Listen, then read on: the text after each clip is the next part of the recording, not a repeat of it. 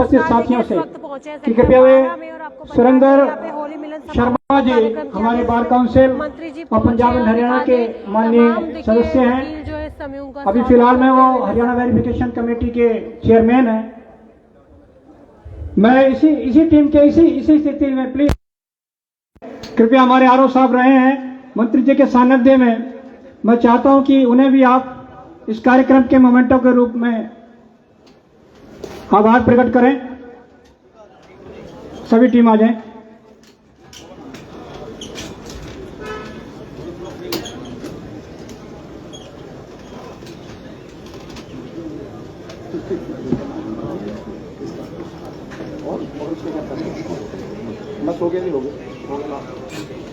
मैं राजेश बैसला जी से निवेदन करूंगा अपनी टीम की ओर से, हमेशा ही एक लंबे समय से हमारे बीच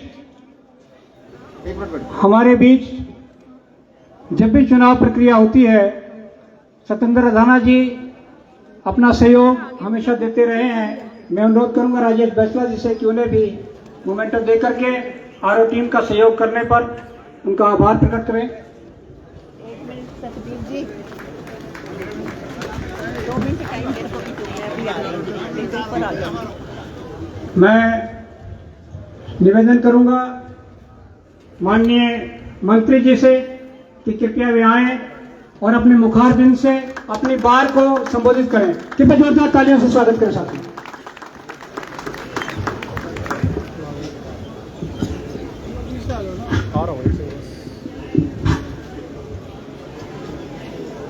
आज के इस नवनिर्वाचित जिला बार एसोसिएशन के कार्यक्रम में मंच पर उपस्थित आदरणीय डीपी बढ़ाना जी, भाई गोपाल शर्मा जी, नवनिर्वाचित बार के अध्यक्ष Rajesh Baisla ji, vice chairman Punjab and Haryana high court Shri Surendra Sharma ji, पूर्व अध्यक्ष भाई JP Adhana ji, Somendra Rawat ji, Harish Chetal ji, secretary Shri Tika Nagar ji, senior vice president Abhishek Sharma ji, vice president Ashish Kaushik ji, additional secretary Rajesh Bhati ji, vice president Amit Bhati ji, Vivek Kaushik ji treasurer, member library Renu ji, Meenakshi ji, और आज के इस कार्यक्रम में आए हुए सभी वकील साहिबान, भाइयों बहनों, मुझे आपके इस कार्यक्रम में आकर बहुत खुशी का अनुभव हो रहा है। और जब भी आपने बुलाया है मैंने कभी आपके बीच आने से इनकार नहीं किया, और जो भी बार ने मांगा मैंने दिया है। ऐसा नहीं घोषणा कर गया और पीछे कुछ आया नहीं। देखिए, आप समाज के बुद्धिजीवी वर्ग से संबंध रखते हैं और आप ये भी जानते हैं कि जो आजादी का आंदोलन था उसमें हमारे वकील और बैरिस्टरों का बहुत बड़ा योगदान था।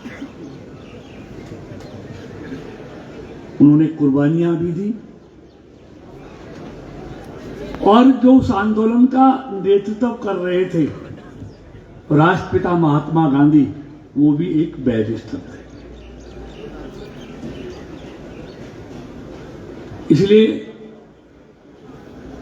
और आपके लक्ष्य क्या थे आंदोलन के? 3 लक्ष्य थे: आजादी, न्याय और विकास। क्योंकि जो लोग पीछे हैं उनको सामाजिक और आर्थिक आजादी मिले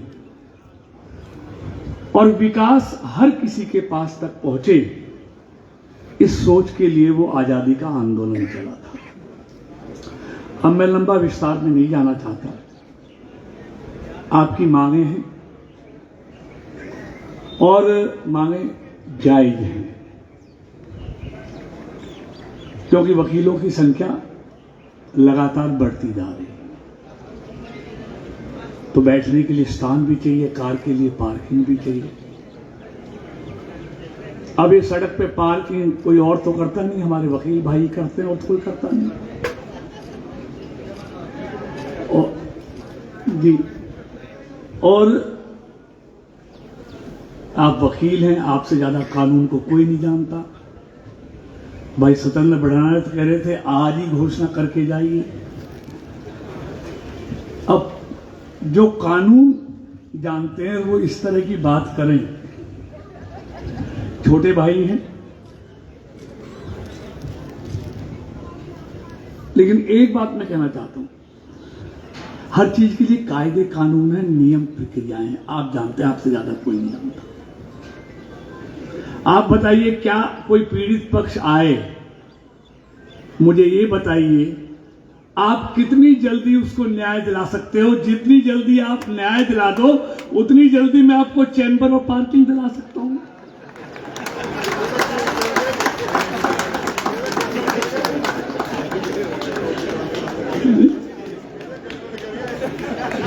ये माना कि कोर्ट के ऊपर बहुत बोझ है मुकदमों का, ये बोझ सब पे रहता, मुझ पे भी उतना ही बोझ है, लेकिन ये मजाक की बात थी। वास्तव में हमारी बार को, हमारे वकीलों को जरूरत है, दोनों चीजों की जरूरत है। और मैं उस दिन भी कहा था और आज भी कह रहा हूं, आप एक कार्यक्रम रखिए, मुख्यमंत्री जी को मैं लेके आऊंगा और आपके सामने ही घोषणा उनसे मैं कराऊंगा। मैंने उस दिन भी कहा, अगर कार्यक्रम ना करना चाहें तो मेरे साथ आप 5-7 जो सीनियर वकील हैं, जो आपके स्वयं वो चले, मुख्यमंत्री से वहां करा देंगे। लेकिन आपकी जायज मांग है, निश्चित तौर पर ये दोनों काम कराएंगे। और अभी टेम्परेरी करने के बाद तो मैं डीसी साहब से बात करके उसका भी कोई ना कोई समाधान निश्चित तौर पर कराएंगे। अब मैं लंबा चौड़ा भाषण तो नहीं, लेकिन एक निवेदन करना चाहता हूं। देखिए, गांवों में अज्ञानता के कारण लड़ाई झगड़े रोज होते हैं। वो कोर्टों में आते हैं, लूटते हैं, समय बर्बाद होता है। अगर आपको लगता है कि उन दोनों पक्षों को बैठाकर हम कोर्ट से बाहर उनका फैसला करा सकते हैं, तो ये बहुत बड़ा, ग्रामीणों पर बहुत बड़ा उपकार होगा।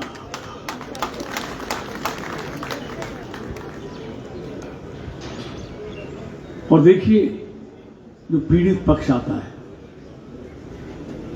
उसकी हमेशा मदद करनी चाहिए।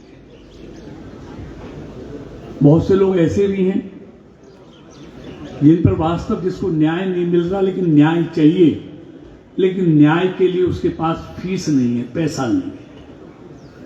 जैसे बीमार आदमी है, उसको इलाज चाहिए, लेकिन इलाज के लिए पैसा नहीं है, दवाई के लिए पैसा नहीं है। तो डॉक्टर का यह फर्ज बनता है कि ऐसे लोगों की निश्चित तौर पर सेवा करना चाहिए, जिसके पास साधन नहीं है।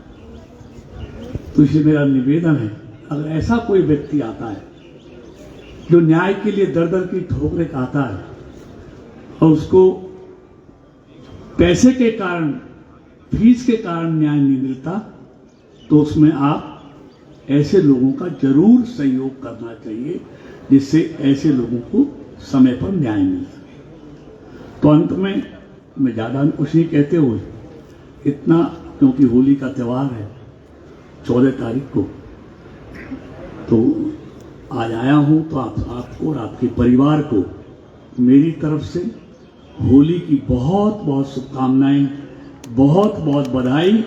और अंत में फिर एक बार ये कहता हुआ कि आपकी दोनों समस्याओं का समाधान मैं करा के दूंगा, ऐसा मैं आपको विश्वास दिलाता हूं। बहुत बहुत धन्यवाद। और एक बार पुनः जो नवनिर्वाचित बार की टीम है राजेश बैसला के साथ, टीकाराम जी के साथ, उस सबको मेरी तरफ से बहुत बहुत बधाई। और ई लाइब्रेरी के लिए उन्होंने की है, तो आप ई लाइब्रेरी बनाने की शुरुआत कीजिए। जो पैसा लगेगा मैं सांसद निधि से वो पैसा भी आपकी ई लाइब्रेरी के लिए दूंगा। बहुत बहुत धन्यवाद।